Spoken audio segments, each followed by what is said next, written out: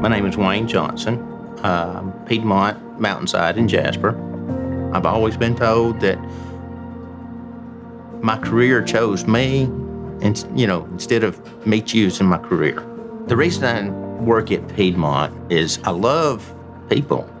Sometimes patient care is not just medications or IVs or EKGs, it's talking to a person. Every morning in the emergency department, we have what's called a huddle. And this particular morning, I walked into the break room where we have the huddle, and Wayne was sitting there, and the first thing that came out of his mouth was, Josie, I'm so sorry if I smell like smoke.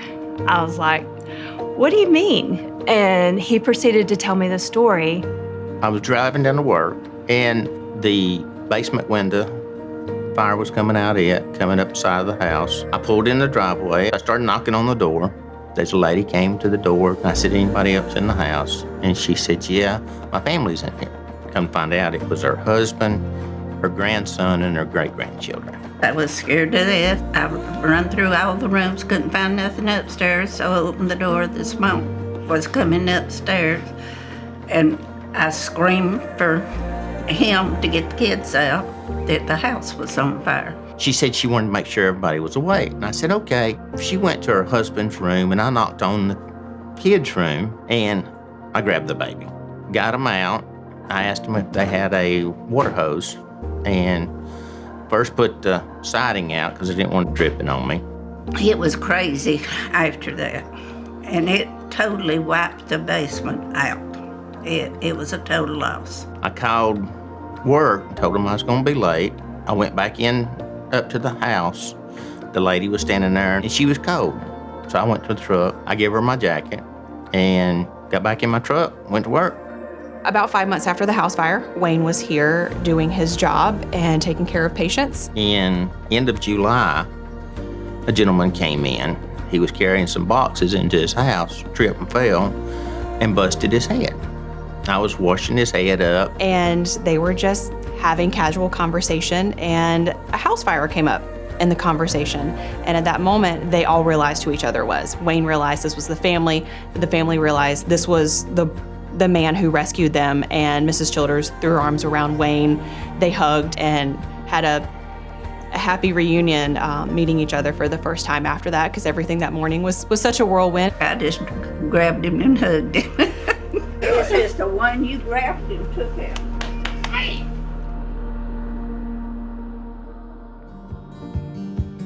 Oh, it's good. You can't hardly even tell that now. No. He's an angel. If he hadn't came by and got us up, we'd have lost everything.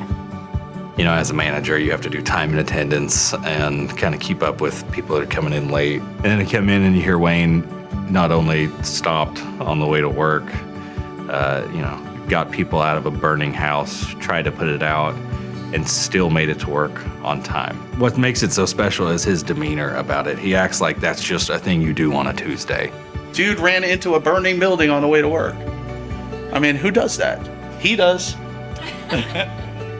Here at Piedmont, we live by the promise that we're going to make a difference in every life we touch. Wayne really does that. He does that at work, and he does that in the community.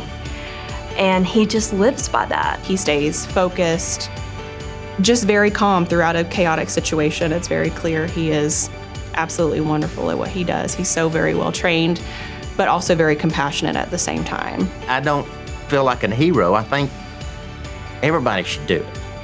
Everybody should help everybody.